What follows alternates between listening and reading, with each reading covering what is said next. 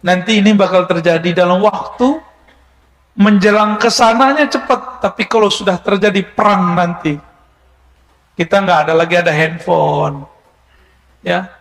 Jangankan handphone, nanti pedang aja susah dipakai, panah aja susah dipakai. Tapi nanti ada perang kekuatan. Maka di saat-saat berperang nanti itu mereka, karena mereka kekasih Allah, mereka bisa berinteraksi dengan Allah, bisa berkoneksi dengan Allah. Maka Allah izinkan mereka memahami bahasa-bahasa alam. Tapi tentaranya adalah alam semesta ini.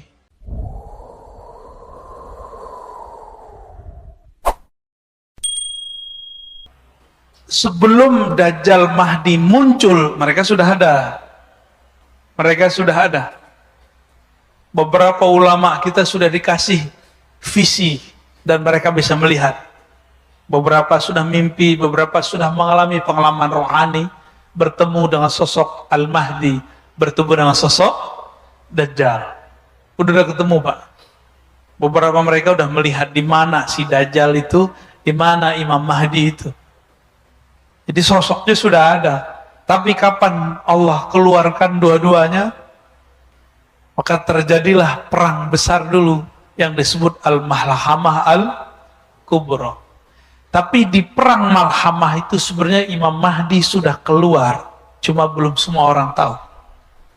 Dajjal pun sudah bergerak, tapi di belakang layar. Keluarlah kemudian puncaknya, jika Dajjal keluarnya 40 hari 40 malam. Al-Mahdi itu dia saktinya luar biasa. Semua keilmuan yang pernah ada di masa lalu itu ada pada beliau. Maka Al-Mahdi nggak pernah takut sama Dajjal. Hidupnya santai karena dia mengenal Allah. Ala inna awliya Allah la khaufun alaihim wa lahum yahzanun. Para wali nggak ada takutnya. Jadi antum kalau cemas ini nur kewaliannya hilang udah.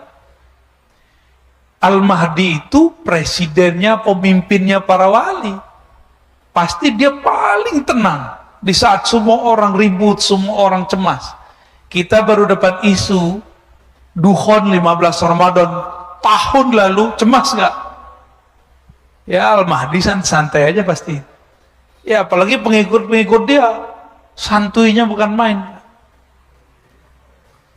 Dan gak mungkin Al-Mahdi itu sekarang nonjol-nonjolin dirinya. Apalagi nongol-nongol di YouTube, ngaku-ngaku udah ketemu Tuhan. Gak mungkin. Ya. Dan kurang canggih.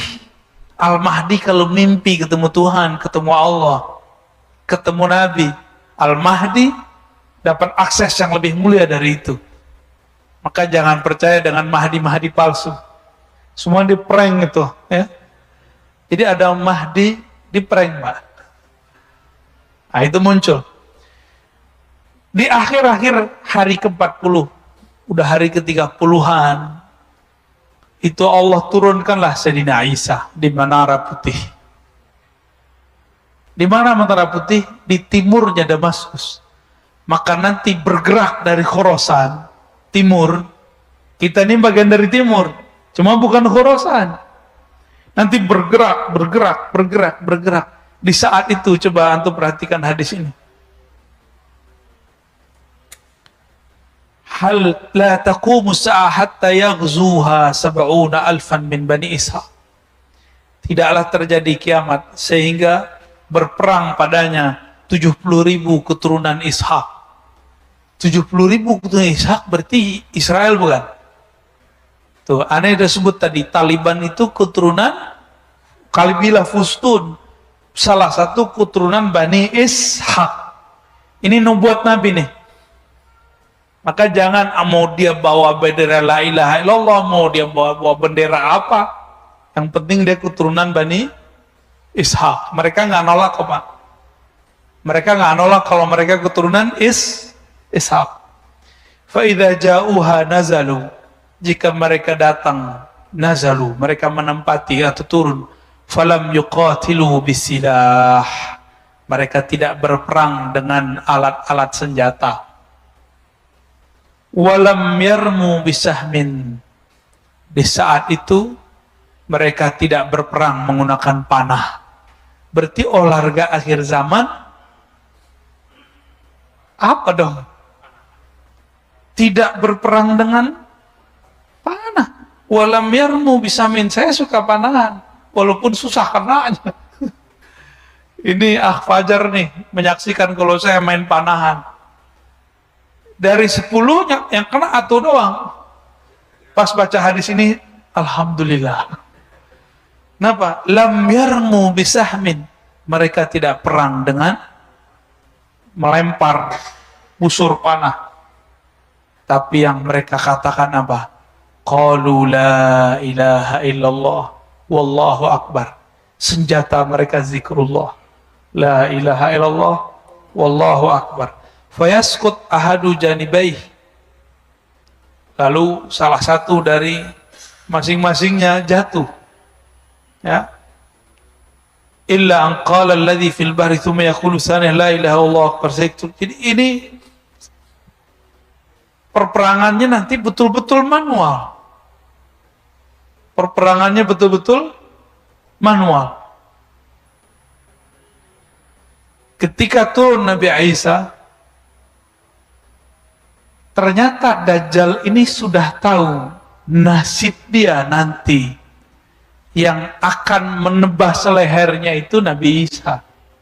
Makanya Nabi Isa di waktu beliau masih hidup di zaman Bani Israel, umur 33 tahun lebih beberapa bulan, beliau kemudian dikhianati oleh salah satu muridnya sendiri yang nyamar jadi pengikutnya, namanya Yudas Iskariot. Ternyata Yudas Iskariot itu adalah samaran dari Samiri. Samiri ini nggak tahu kemana hilang. Dia mengira Nabi Isa sudah mati. Tapi dengan ada kajian-kajian begini, muncul Nabi Muhammad. Nabi Muhammad mengabarkan Isa belum mati. Kagetlah dia, muncul ketakutan lagi.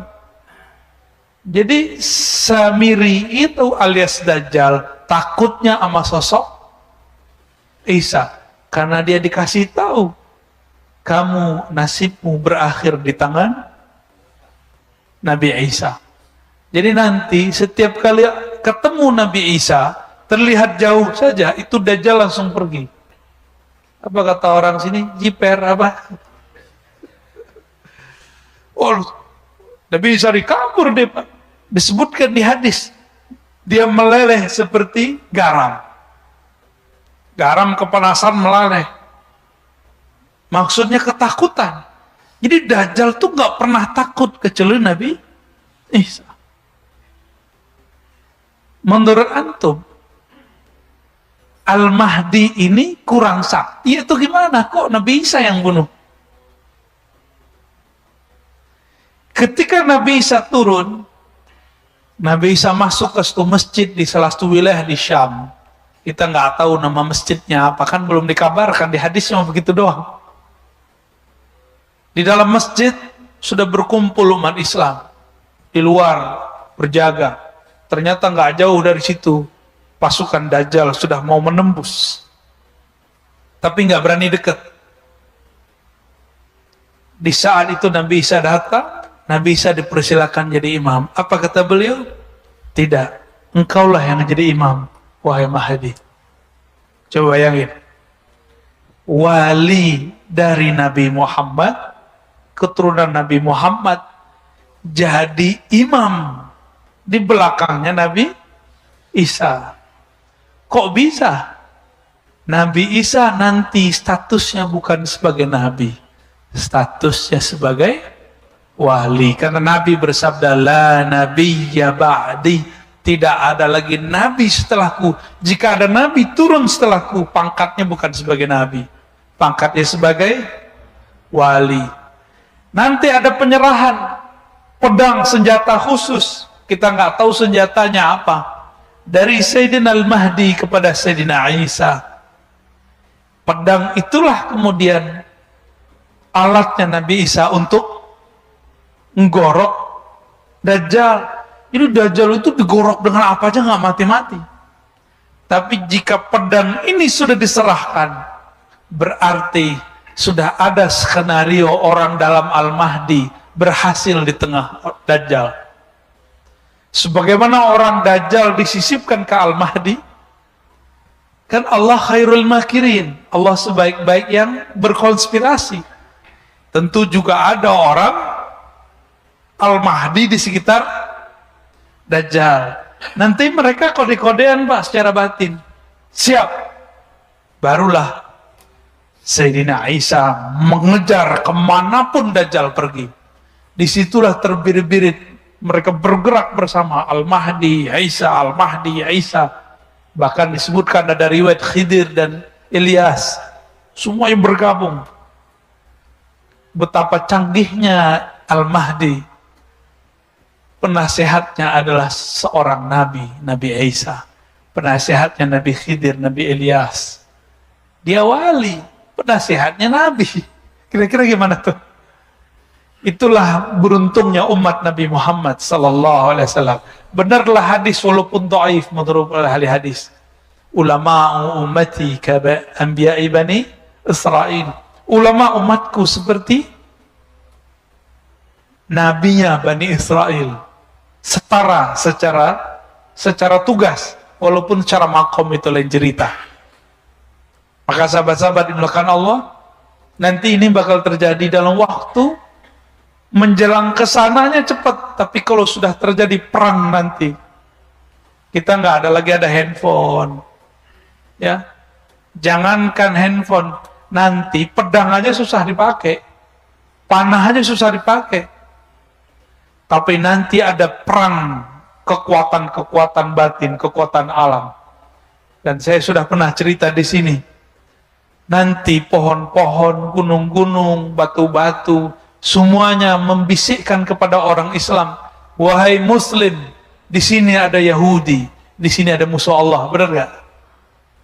Itu antum bisa nggak mendengar pohon ngomong? Kalau nggak ngerti ilmunya bisa kabur kan? Atau bisa gila-gila sendiri. Itulah ilmu yang dulu dimunculkan kepada baginda Nabi SAW. Ketika Nabi jalan-jalan di Mekah. Itu bukit-bukit bebatuan. Itu nyapa Rasulullah. Assalamualaikum ya Rasulullah. Nabi masuk ke Madinah banyak pohon. Itu pohon-pohon patuh sama Nabi. Itu ngomong pakai bahasa lisan atau pakai bahasa rohani? Rohani Pak. Kalau Bapak coba pakai bahasa lisan, coba aja pohon tuh ngomong. Ya, saya jamin gagal. Tapi Allah mengatakan, dengan apa kita berdialog dengan alam? Nah, ini kata kunci. Tidaklah ada sesuatu wa'in min syai'. Tidaklah ada sesuatu kecuali yusabbih, bertasbih. Sabbahalillahi ma fis samawati wal ard. Bertasbih apa yang di langit dan apa yang di bumi. Maka belajarlah mentasbihkan badan kita, mentasbihkan batin kita. Maka nanti kita akan bisa berdialog dengan bahasa-bahasa tasbih alam semesta. Baru bisa ngerti Pak nanti mereka ngomong apa. Maka nanti walaupun kelompok Al-Mahdi ini sedikit, tapi tentaranya itu alam. Air berbicara, pohon berbicara, batu berbicara, kecuali ada satu pohon namanya Al-Gharqad yang sekarang sudah ditumbuhin mereka. Ini barisan pertama. Siapa? Nabi Isa, Nabi Khidir, Nabi Ilyas. Ada 3. Ini riwayatnya, kalau versi saya sahih. Tapi digabung antara ilmu hadis dengan ilmu ruhani.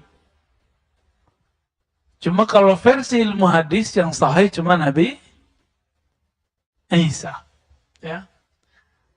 Ulama-ulama ahli rohani, wali-wali Allah. Ya, kalau kita temuin mereka bilang, wah ini semuanya Nabi Isa turun, Nabi Khidir juga, Nabi Ilyas juga. Ya.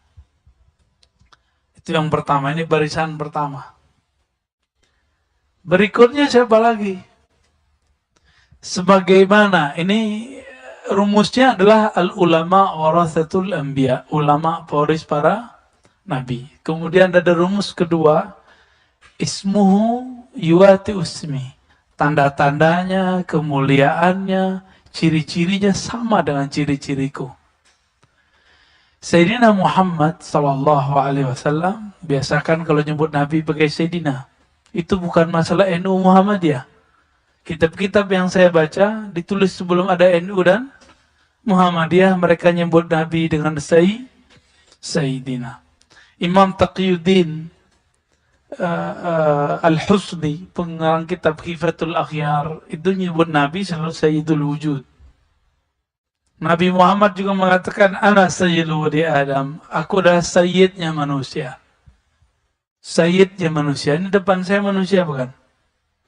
Manusia apa jin? Mungkin ada jin yang nyerupain kali ya. Sayyid waladi Adam, anak keturunan manusia, akulah sayyidnya. Hatta Nabi Adam butuh syafaatku. Hatta Nabi Ibrahim butuh syafaatku. Hatta Nabi Musa, Nabi Isa butuh syafaatku.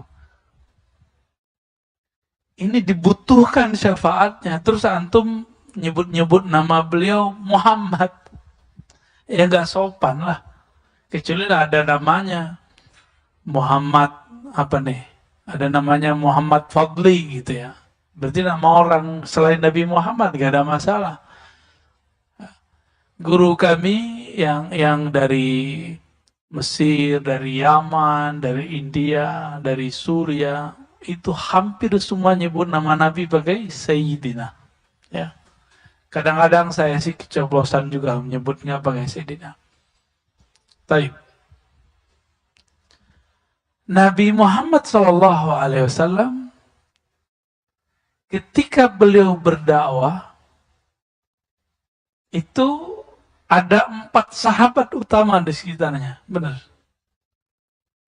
Sayyidina Abu Bakar, Umar, Utsman, Ali, benar. Maka nanti juga akan ada penasehat-penasehat atau orang-orang penting beliau, itu sekitar 4 orang bersama Nabi Sayyidina Al-Mahdi. Ini rumus-rumusnya ngikutin pola Nabi, Pak. Enggak juga berubah.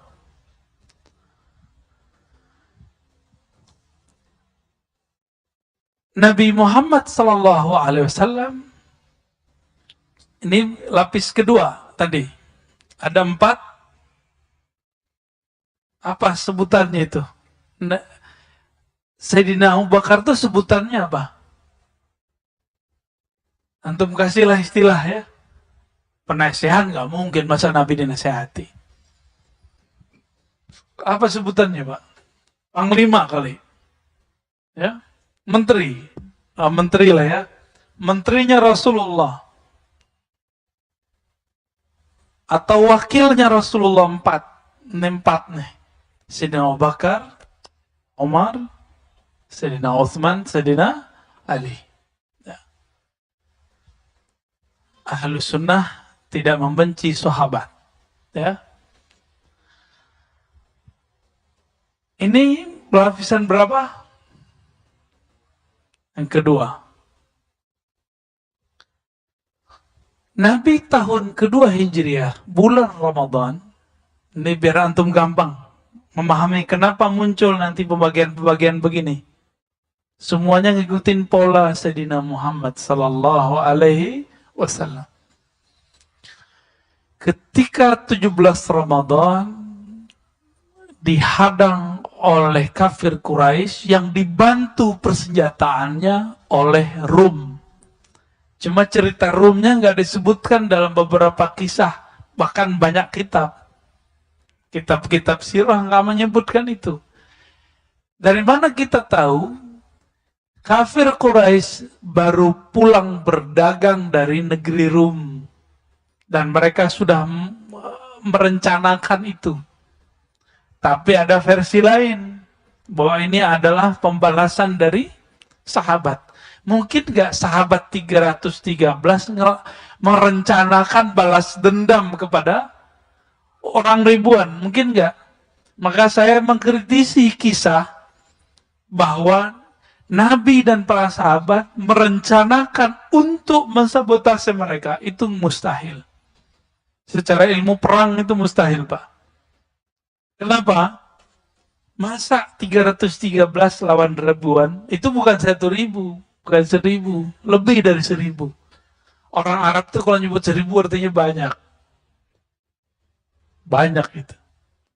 Dan yang ikut bukan hanya manusia, tapi setan, Lata, Uzza, ikut semua, Pak. Ada berapa jumlah iblis yang disembah di Ka'bah dan jadi berhala? Itu nama jin semua, nama iblis semua itu.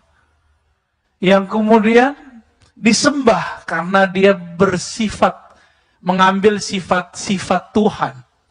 Seakan-akan dia dewa. Lata, Uzza, Manat, itu ya, na'udzubillah minasyaitonir rajim wa junudi wa juyushi wa dzurriyyati. Itu semua turun, Pak. Berapa jumlahnya? 360 ikut semua perang. Antum nggak pernah diceritain ya? Itu ikut semua. Tahu dari mana kita? Dalam Sahih Bukhari, Sahih Muslim, Sunan Abu Daud, Tirmizi, itu beberapa riwayat menyebutkan. Yang saya ingat itu, ada dialog antara Sayyidina Muhammad dan Sayyidina Jibril. Jibril, kata Nabi Muhammad, yang ikut perang di antara kalian para malaikat, itu siapa aja waktu perang Badar. Jadi, Nabi sama malaikat tuh kalau ngobrol itu bisa cerita-cerita masa lalu. Ya, ngopi-ngopi kira-kira begitulah. Kalau kita ngopi, cerita masa lalu kan, sama masa depan. Jibril kerjaannya begitu sama Nabi. Antum kan mengira selama ini Jibril itu gurunya Nabi. Kalau versi saya tidak. Justru Jibril itu berguru kepada Nabi. Nanti saya cerita ya, ada masanya. Lebih mulia Nabi Adam atau Nabi Muhammad SAW? Dulu waktu di surga, Nabi Adam jadi guru para malaikat atau jadi murid? Guru apa murid? Wah, ini orang Bintaro beda pendapat nih. Ya, ulama Bintaro ikhtalafu. Mana yang benar? Nabi Adam jadi guru malaikat atau jadi murid? Tuh, masih ada yang bilang murid soalnya. Yang bilang murid apa alasannya? Hah? Bingung juga ya? Coba lihat ada ayatnya. Ya Adam ambihum bi asma'ihim. Hai Adam, kabarkan kepada mereka. Itu terjemahan. Tapi kalau dalam arti umumnya, ajarkanlah para malaikat nama-nama yang aku ajarkan kepadamu. Guru bukan? Guru. Anbi'hum itu juga artinya nabi. Maka ada sebuah kaidah di kalangan ulama Ahlussunnah sebagian, Nabi Adam itu pernah diutus kepada para nabi, para malaikat. Ya. Lebih mulia Nabi Adam atau Nabi Muhammad? Nabi Muhammad SAW. Dulu Sayyidina Jibril ikut ngaji kepada Nabi Adam.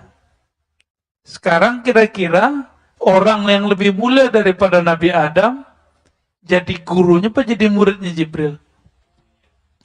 Jibril itu disebut Rasul, bukan Syekh, bukan Muallim. Ini Jibril saya ngomong ini gak marah, Pak. Dia akan anggu-anggu insya Allah. Karena data-datanya banyak. Sayyidina Jibril itu pembawa berita, disebut Rasulul Malaikah. Rasulnya para malaikat. Datang ke Nabi Muhammad. Membawa berita. Jadi itu pengantar surat sebenarnya. Pengantar tapi suratnya dari Allah, kira-kira gitu. Itu pun Jibril gak langsung ketemu Allah. Allah sampaikan kalamnya kepada Al-Luh Al-Mahfuz. tempat yang sangat suci di atas langit ketujuh sana. Kemudian disuruh Sayyidina Jibril mentransfernya. Jadi beliau itu pembawa berita, bukan sebagai gurunya Nabi Muhammad SAW. Kenapa? Saya sudah pernah menyampaikan di sini. Allah berfirman kepada Nabi Muhammad. Lewat Jibril juga disampaikan. Wa innaka, hai Muhammad, sungguh engkau latulaqqal Qur'ana min ladun hakim alim, ya. Engkau sungguh langsung dapat, boleh, sanggup mengambil talaqi, mengambil Quran dari sisi Allah, ladun. Maka disebut laduni itu adalah yang diwariskan Nabi Muhammad SAW kepada para wali. Daripada siapa? Min ladun hakim, dari sisi Allah yang maha hakim, yang maha alim. Berarti Nabi Muhammad itu dapat wahyu dua. Pertama wahyu syariat, itu diantar lewat Sayyidina Jibril. Yang kedua lewat langsung ruhnya ngambil dari Allah Subhanahu wa ta'ala. Faham di situ? Kira-kira lebih paham Quran Nabi apa Jibril? Nabi Muhammad. Kenapa?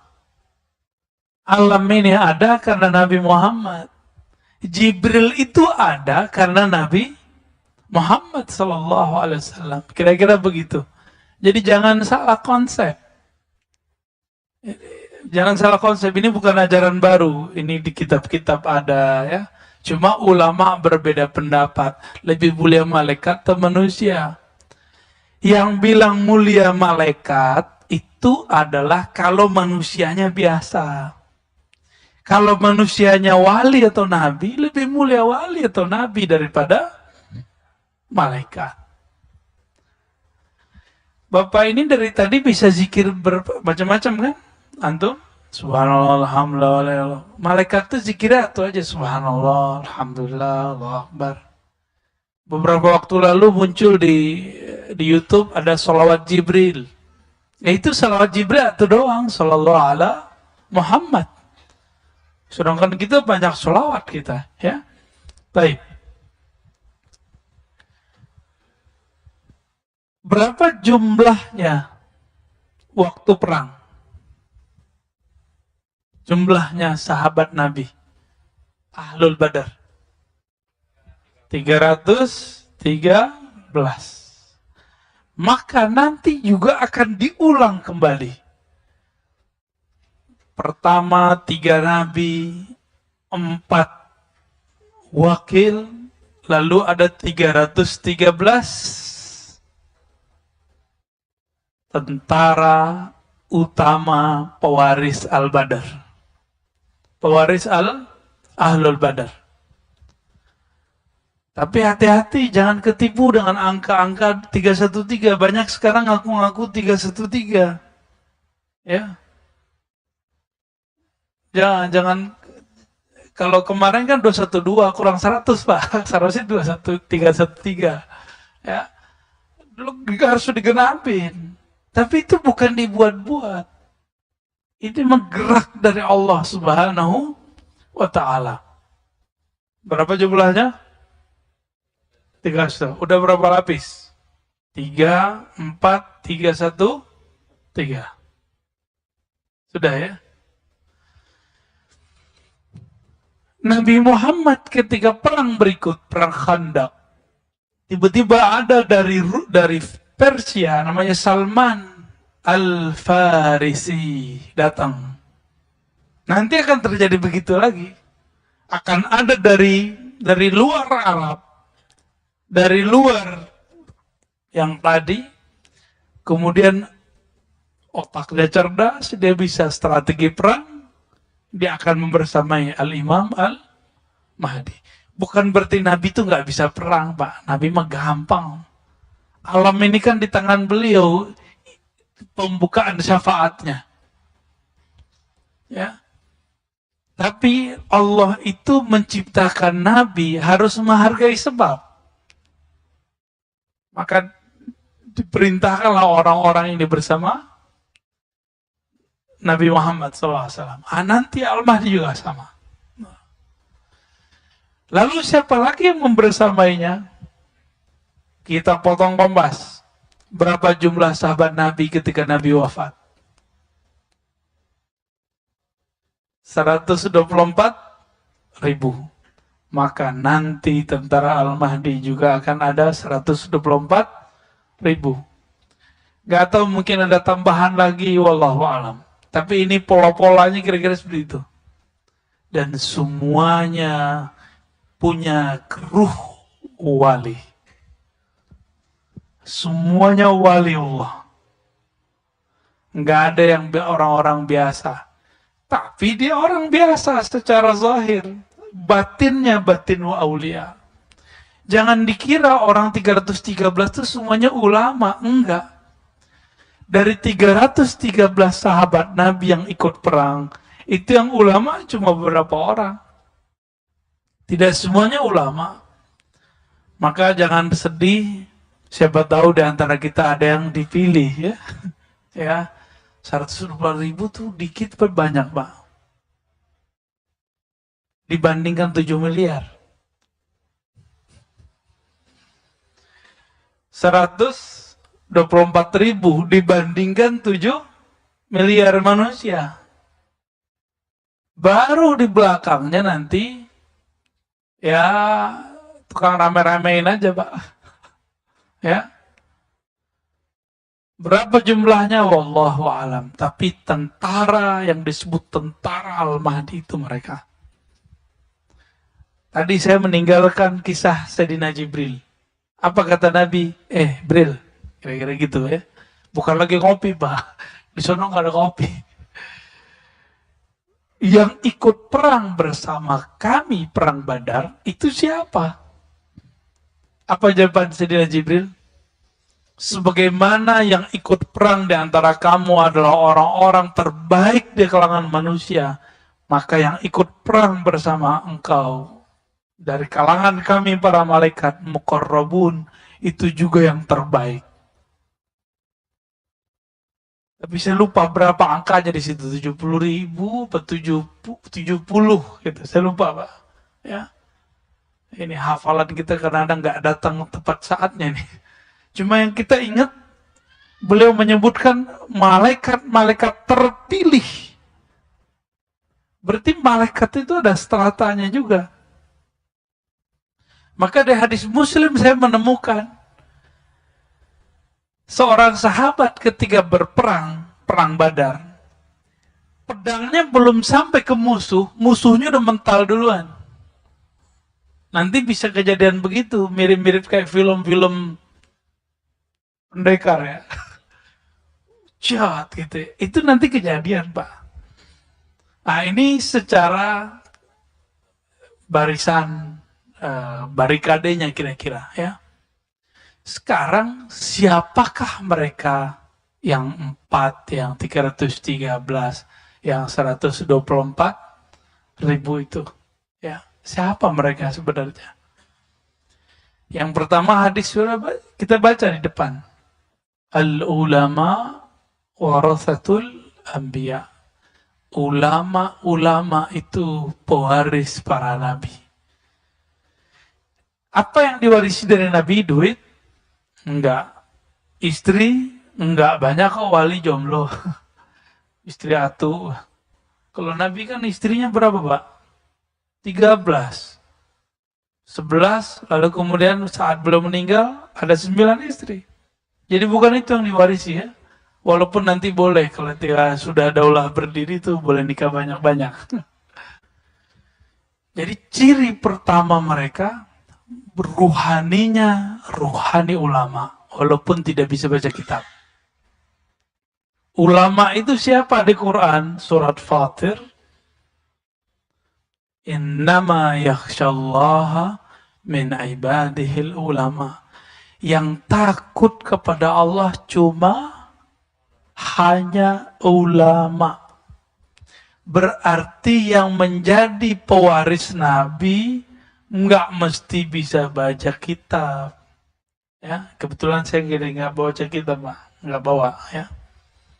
Jadi yang nggak bisa baca kitab nggak usah sedih, nggak masalah. Tapi ada nggak rasa takut kepada Allah di kolbu? Kalau ada potensi menjadi tentaranya. Ya, kalau ada itu dalam diri saya bisa jadi tentaranya. Kalau umur panjang, kan masa depan itu kita nggak tahu. Ya, la ya'lamul ghaiba illallah. Tidak ada yang tahu alam gaib kecuali Allah Subhanahu wa taala, kecuali kita dikasih tahu. Ya. Itu satu. Yang kedua, siapa mereka? Mereka ini adalah orang-orang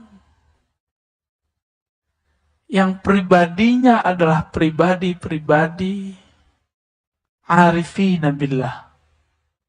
Orang-orang yang mengenal Allah Subhanahu, itu yang level yang ring 1, ring 2 itu, Pak. Itu arif. Apa arti arif? Dia kenal kepada Allah. Sejauh apa dia kenal kepada Allah? Melebihi nama. Dia kenal nama Allah. Dia kenal sifat Allah. Bahkan diberi pengenalan mengenai rahasia-rahasia tentang siapakah hakikat Allah itu. Tapi itu di dalam dirinya nggak boleh dibuka. Ya, arifina billah. Kenapa? Karena di akhir zaman ini ilmu-ilmu begitu dibuka. Di saat dulu belum dibuka, baru ditaruh dalam tempat-tempat tersembunyi. Sebagaimana dikabarkan oleh Sayyidina Abu Hurairah. Beliau mengatakan, aku diajarkan Nabi 2 karung. 1 karung boleh disebarkan, 1 karung tidak boleh disebarkan. Yang 1 karung ini akan disebar di akhir zaman ini. Ini zaman ini, Pak. Ya. Yang boleh kita sebar itu kitab hadis. Maka insya Allah next kita buat kajian kitab hadis setiap malam Jumat sekali sebulan insya Allah, ya. Benar, Pak, ya. Kalau sekali seminggu saya nggak kuat, Pak. Sekali sebulan insya Allah malam Jumat habis Isya kita buat kajian di sini. Kajian kitab hadis Sahih Muslim. Nanti kita pilihkan babnya. Jilid pertama dulu. Siap untuk punya kitab, ya? Ya, beli kitab di luar, kita ngaji hadis di sini. Kita buka dulu yang pertama. Semoga yang kedua ikut kebuka. Ya. Karung pertama kita buka, itulah hadis Nabi, itulah Quran. Karung keduanya sebenarnya ada di balik huruf-huruf Quran itu. Ada di balik kalam-kalam Nabi itu. Jadi sebenarnya Abu Hurairah itu lagi main-main sama kita, lagi canda-candaan sama kita. Gue punya 2 karung gitu. 1 disebar, 1 enggak. Mana ada ilmu nggak dibuka, tapi disimpan dalam setiap huruf-huruf Quran itu ada sir-sir Allah Subhanahu wa ta'ala. Kita baca bismillah aja, Pak, kalau tahu maknanya mungkin nggak kuat ngelanjutin sampai ke alhamdulillah.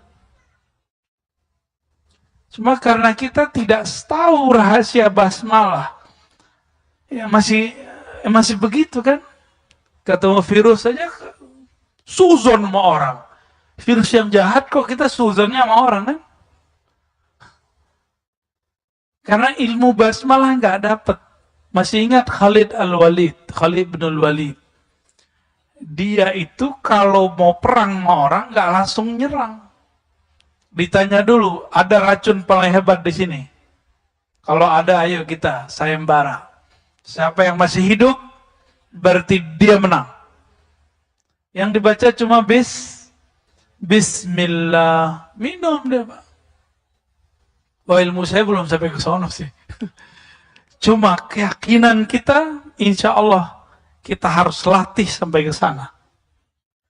Gimana caranya? Setiap mau minum mulailah baca Malah apa arti bismillah? Minta izin kepada Allah Subhanahu wa ta'ala. Ya. Ya Allah, izinkan aku minum, ngambil kesegaran dari makhlukmu. Insya Allah itu kolbunya akan lembut. Jadi jangan-jangan hati kita ini keras karena kita makan minum tidak menyebut nama Allah. Ya. Tadi cirinya berapa udah? 2, arifin. Ya, kenal, ini sebenarnya cabang yang pertama. Yang ketiga, dalam hadis Imam Bukhari, Muslim, Abu Daud, Tirmizi sama, tapi lafaznya sedikit berbeda. La tazalu ummati zahirina 'alal haqq. Senantiasalah di antara umatku zahirina 'ala. Zahirin itu artinya menzahirkan. Tapi kalau ditambahin 'ala, itu artinya tolong menolong. Zahirina al-haq artinya tolong menolong dalam al-haq. Apa arti al-haq? Kebenaran. Tertatih-tatih memperjuangkan kebenaran. Kalau ada usaha berjuang, berarti ada tantangan nggak? Ada musuh nggak? Banyak musuh. Dan kalimatnya di situ cuma ta'ifah. Maka ciri ketiga, kelompok itu disebut ta'ifah. Tapi jangan ketipu, banyak sekarang yang ngaku ta'ifah. Istilahnya ta'ifah mansurah. Hatta ya'tiya amrullah. Sampai datang amrullah. Apa arti amrullah? Perintah Allah, satu. Apa arti amrullah? Coba kembali ke Quran. Wa idza sa'alaka ibadi anni. Bukan yang itu. Yas'alunaka 'anir ruh. Qulir ruh min amri rabbi. Mereka bertanya kepada engkau mengenai ruh. Katakan ar-ruh min amri rabbi. Itu adalah amrullah kalau diterjemahkan. Berarti hatta ya'tiya amrullah, hatta ya'tiya al-ilmu an ruhillah. Itu terjemahan saya, Pak. Ini terjemahan baru, sebelumnya belum ada yang terjemahin begini. Tapi dasarnya pakai Quran. Sampai datang ilmu mengenai ruh. Karena banyak yang salah faham mengenai ayat ini. Dikira wa ma utitum minal ilmi illa qalila. Tiadalah yang engkau diberi ilmu kecuali sedikit. Itu kan kalimatnya tum. Tum itu kepada yang bertanya, yaitu kaum Yahudi dan Nasrani, kaum ahlu kitab. Hai ahlu kitab, kamu tidak diberikan ilmu itu kecuali sedikit. Kalimatnya bukan wa ma'utita ya Muhammad, bukan. Tapi wa ma'utitum, dalam kurung ya ahlal kitab. Tidaklah kamu diberikan ahli kitab kecuali sedikit. Berarti Nabi Muhammad diberikan banyak. Karung itulah yang masih disembunyikan sampai hari ini. Ilmu tentang apa? Mengenal ruh. Dan ini agak berbeda dengan mainstream memang. Cuma kan katanya Taifah tidak takut dicaci maki orang ya. Semoga kita bagian dari mereka. Ilmu itu adalah ilmu mengenai ma'rifatur ruh. Kita sudah cek semua kitab-kitab yang ada ya pada kita, tentunya PDF dan segala macam. Saya nggak berani menyebutkan angka kitabnya berapa, terkualat lagi ya, takut salah. Tapi sebatas yang kita baca dari kitab-kitab yang membahas ruh, semuanya masih ambigu. Yang mereka bahas ruh itu masih arahnya kolbu. Masih dianggap sukma atau jiwa. Bukan. Ruh itu rahasia Allah. Kalau kolbu sudah dieksplor oleh Imam Ghazali. Nafs sudah dijelaskan oleh Imam Ghazali. Apalagi akal sudah dijelaskan oleh para filsuf. Ilmu-ilmu yang ada sekarang kan cabang dari akal semua. Ilmu mengenai yang tarekot yang ada di alam semesta hari ini, itu mentoknya di ilmu kolbu. Maka zikirnya zikir kolbu, riadohnya riadoh kolbu. Semuanya di situ. Tapi nggak sampai kepada ma'rifatur ruh. Ternyata ma'rifatur ruh itulah jalan terdekat kepada Allah. Ketika Allah mengatakan, inni qarib, sungguh aku dekat. Itu sedekat kita sama nafas kita. Bukan berarti di dalam diri kita ada Allah, bukan. Itu salah, nanti jadi Allah nyatu ke badan, nggak boleh begitu. Tapi dekat sekali. Dan dekatnya hanya Dia yang tahu. Dan kekasih-kekasihnya. Ya.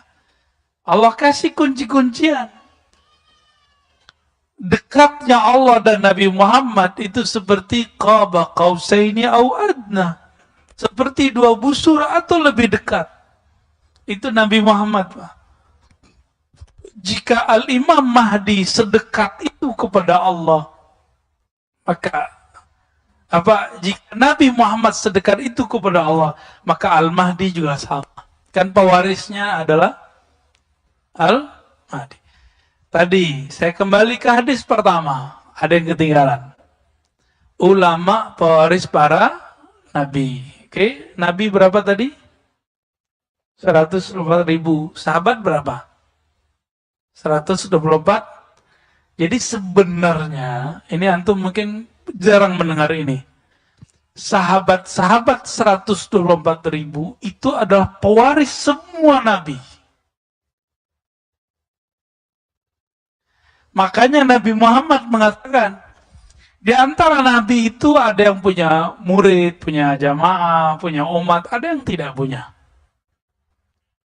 Di antara sahabat ada yang punya umat, ada yang tidak punya umat, ada yang nggak punya jamaah, sama.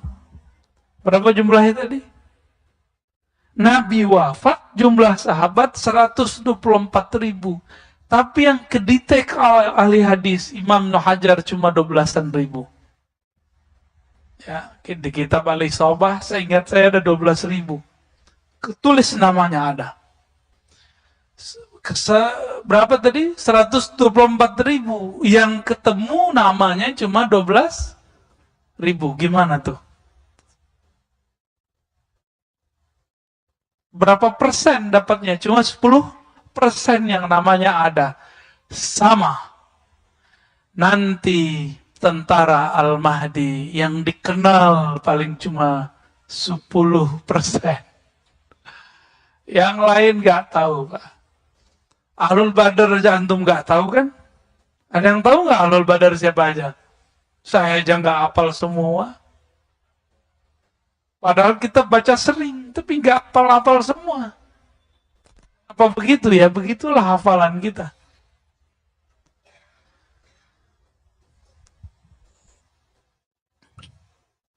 Jika semuanya mewarisi para nabi, maka 124.000 nanti tentara Al-Mahdi itu juga pewaris para sahabat.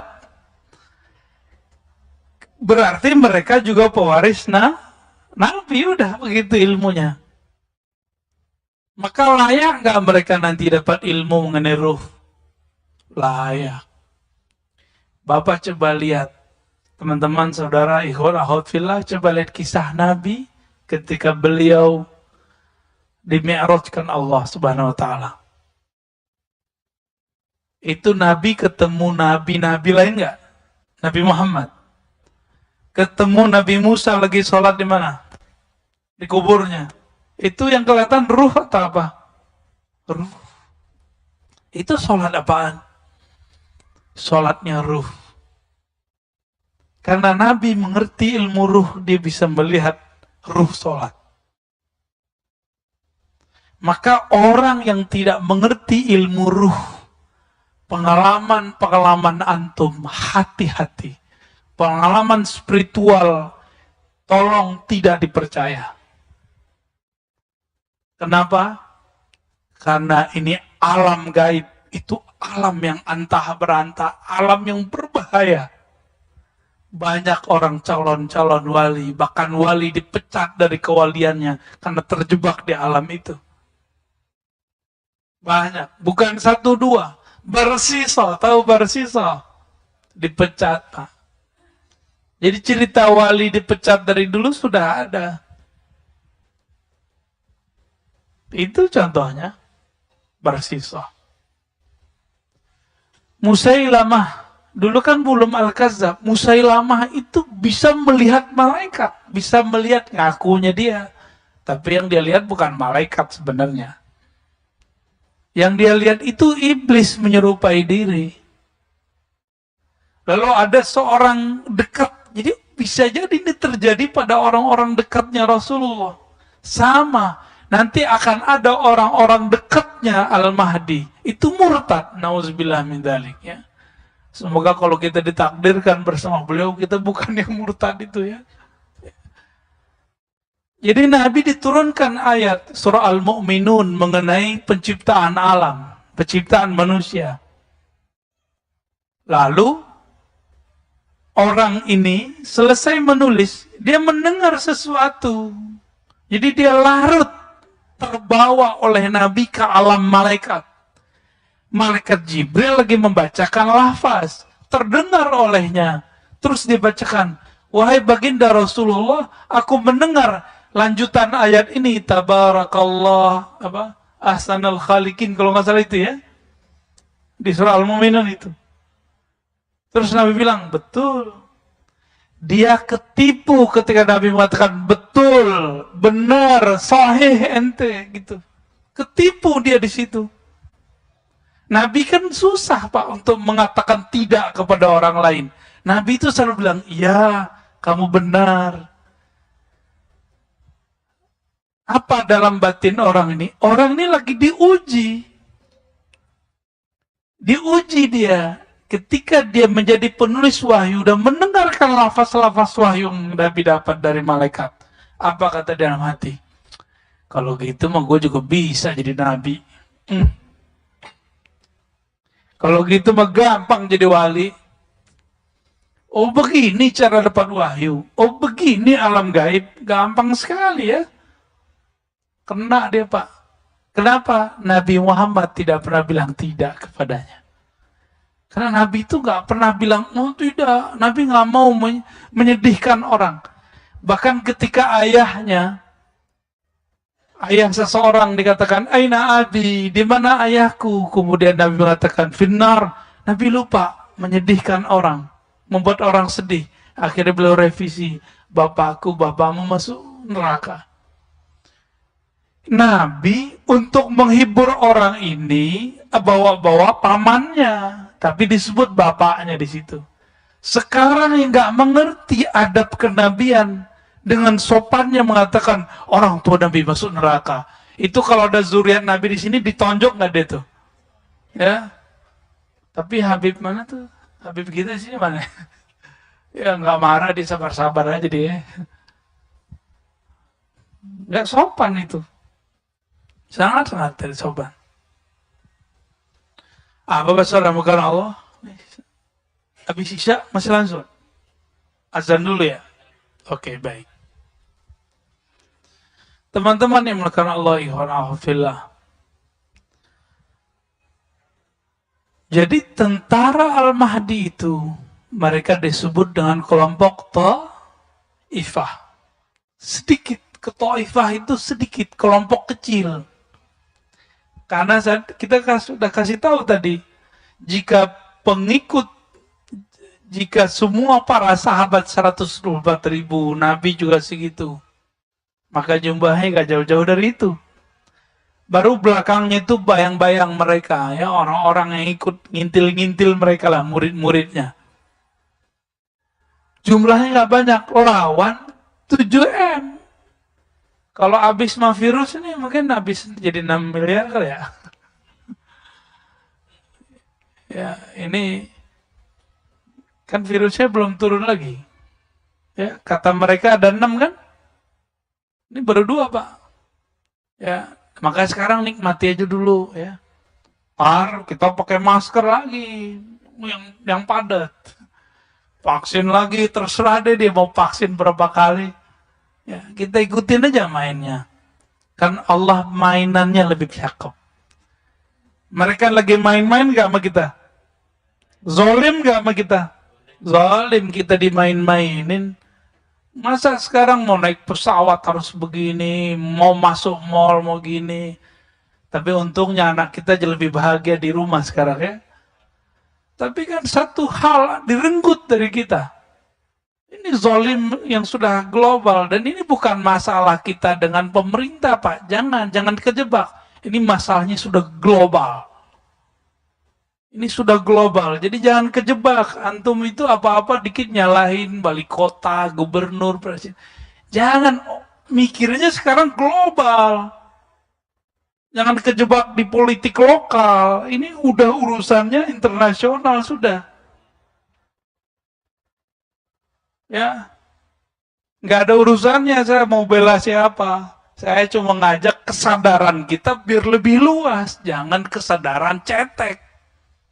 Kesadarannya harus lebih luas.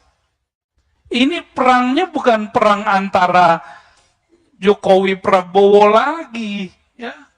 Bukan antara PDIP, PKB, komunis dengan salah. Enggak, bukan itu lagi.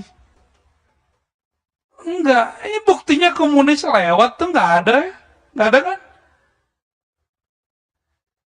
BNPT, Densus menemukan teroris itu kelompok ekstrim Islam, Pak. Kelompok ekstrim atas nama Islam. Nggak ketemu satupun orang ideologi ini, ideologi itu nggak ada. Yang ada berteologi sebelah itu. Yang tauhidnya uluhiyah, rububiyah, al-mulkiyah, al-hukmiyah. Uluhiyah, rububiyah, nomor 3-nya apa dia? Ya, bukan asma sifat, al-mulkiyah, hukmiyah. Kalau asma sifat paling ngebom kita pakai kata bid'ah. Kalau yang udah hukmiyah, itu beneran. Dan Nabi mengatakan, فَإِذَا لَكِيتُمُوهُمْ فَاقْتُلُوهُمْ. Kalau ketemu mereka, perangi mereka. Lafaznya begitu. Tapi ciri-cirinya ribet, Pak. Di Quran disebutkan apa? Di hadis.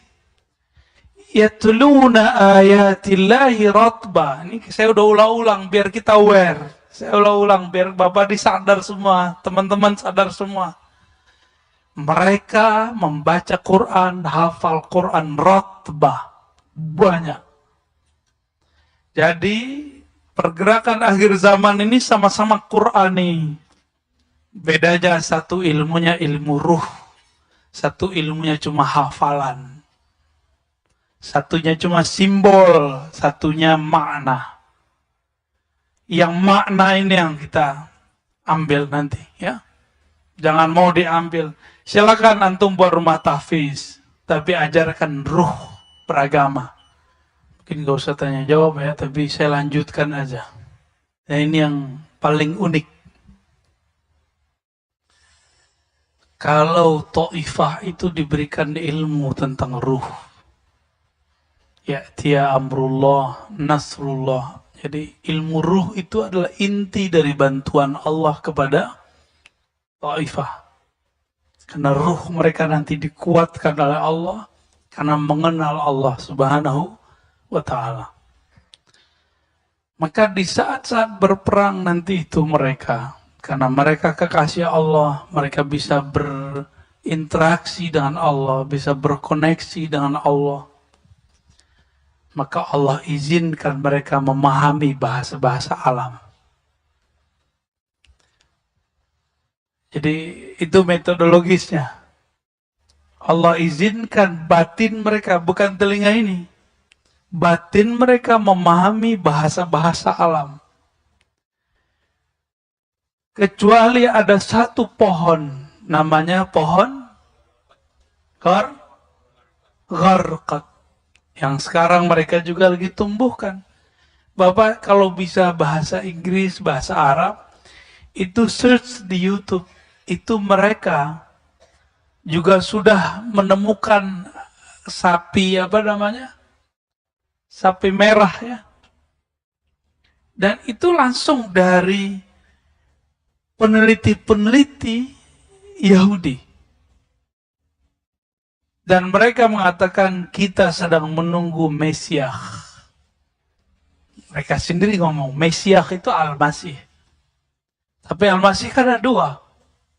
Isa atau Dajjal. Yahudi senang nggak sama Nabi Isa? Yahudi senang nggak sama Nabi Isa?